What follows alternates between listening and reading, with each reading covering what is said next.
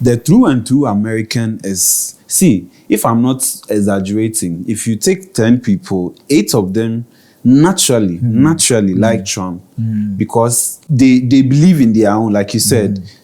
Outsiders are becoming too many. Yeah. And when you come in, legally or illegally, you are becoming a burden on their resources. Exactly. Sometimes on their transportation, on their housing, medical stuff. You are a burden on that. You are a burden on that. And they don't want that. Yeah. US election. Trump versus Kamala Harris. Who takes over?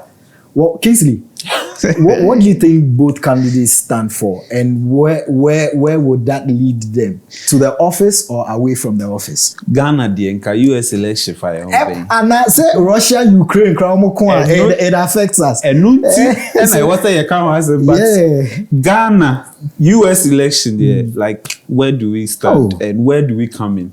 Right. But we are now living in a global village where what happens far away in USA can affect us indirectly. Yeah. So we are all interested. The two people contesting, they're obvious. That Mr. Trump and Madam Kamala.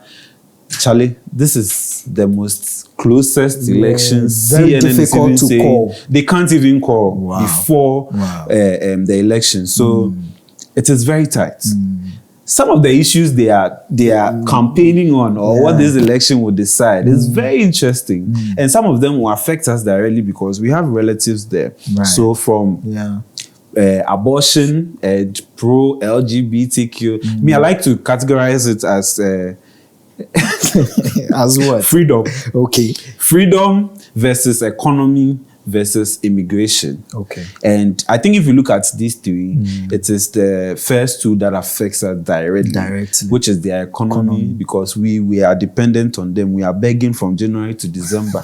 So if they don't do well, it means that a lot of the grants will not come in and we will suffer. So we need them to do well. We need them to do well. But if you look at economy, it means that Trump, I don't know, it's my observation. Right. Trump is leading when it comes to the economy because he feels like a lot of the dollars are going out of United States because they are rather buying from the likes of China and other people.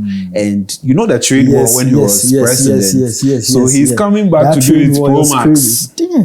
Exactly. It was crazy. So that would be interesting. Yeah. And another one too is the immigration laws, and that one I think the Democrats or Kamala is leading when it comes to that because they are friendly. I mean, if you look when it comes to the immigration law, Trump really makes some statements that sometimes is very scary. For me, even not in the United States, sometimes I find it scary for my brothers and sisters there. For him to say that he's going to lead one of the biggest deportation when he comes into office. Like, do you know the number of families that would be affected? Yes. And Trump is a guy who has proven himself he can do it. He's a man who started building wall. Talk and do. Yeah. So for me, when I heard that, I was worried. But again, it was a clarion call to everybody outside the diaspora that this is the time to come home and build your home so that you will be part of something you are proud of, because the white man would never recognize you. He is even planning on how to ship all of you down here. So if you have any investment that you would want to invest, I think you should look at where the land recognizes you, where the land would accept you as who you are. So for me, even though it was scary, that was the clarion call I actually got from that. It will be scary because we are depending on them. Yeah. But what do you think we can do as a country so we maintain our sovereignty?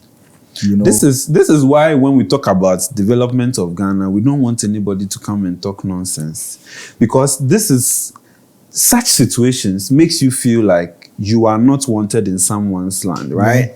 So you have to build so when we are talking about our leaders doing the right thing, don't sit there and talk nonsense, because you might not be affected by what is happening in the US, but that's your road. See, I was sad to know that Kwame Nkrumah Mausoleum was a grant from World Bank.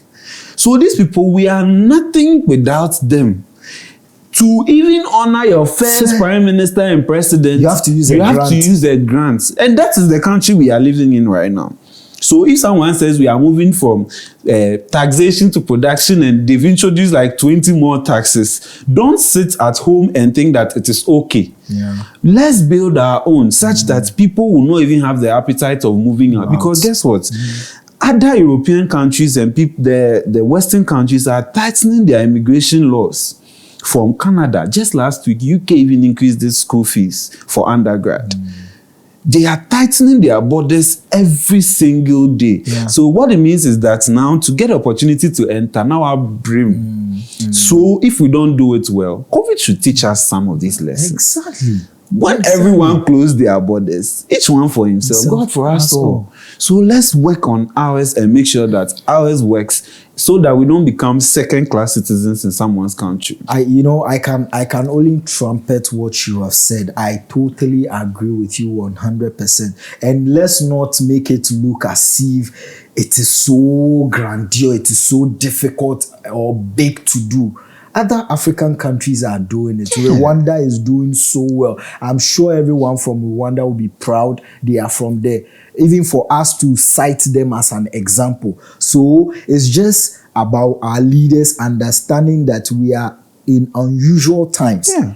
And every position everyone holds is a sensitive one because it affects every Ghanaian directly or indirectly. So that a Ghanaian's prayer point won't become, I want to travel, I want visa. That shouldn't be the prayer point. The prayer point rather should be how the peace of the nation, because you can't lose all the beautiful things this nation is offering. So I totally agree with you. And I think this is a patriotic call to everyone who loves their country, everyone who is interested in the well-being of their country. I think this should send a very strong signal to all of us, and especially those in position to fix things and make things work.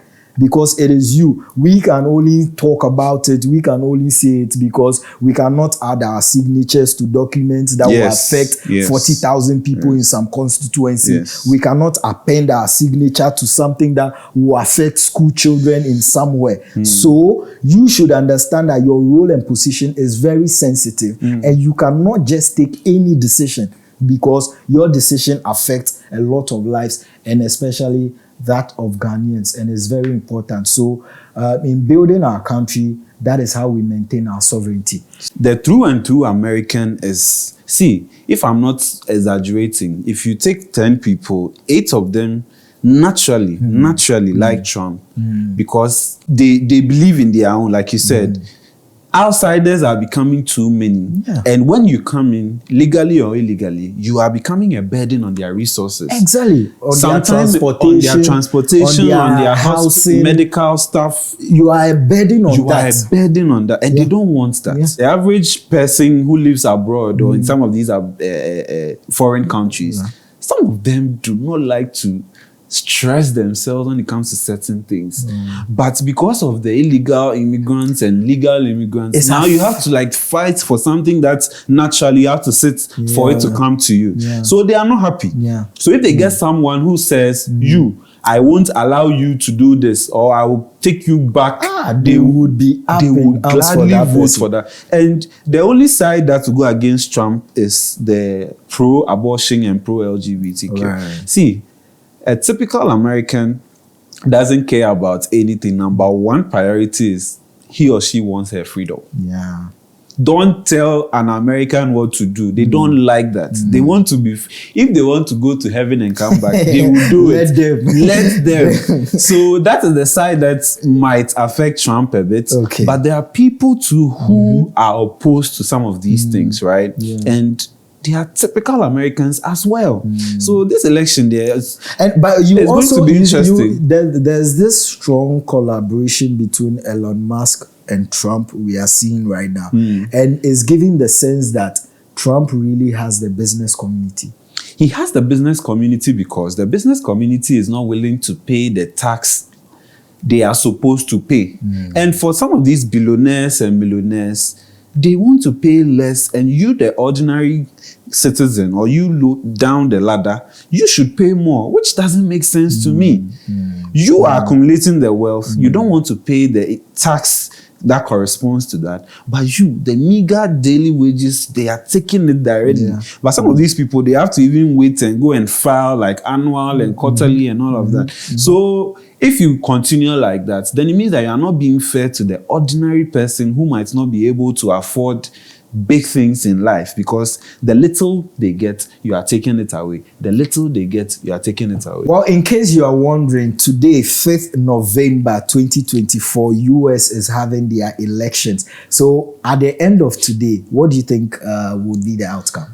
What are you predicting or projecting? Oh, so my mind is for Trump and my heart is for Kamala. Oh. But if you push me, I want Kamala to win. One, I just want to witness history. Oh, okay. Like I told you, this year, history has been back to back. We'll be in the history books. Well, and I'm sure 500 years from now, someone will watch this rot. Yeah, we saw it first. Yeah. Well, just like Kingsley, are you also waiting for history to happen? Let us know in the comments section. We hope you enjoyed this episode of Sauce and Pepper. Till we come your way next time, be a good Ghanaian. We out.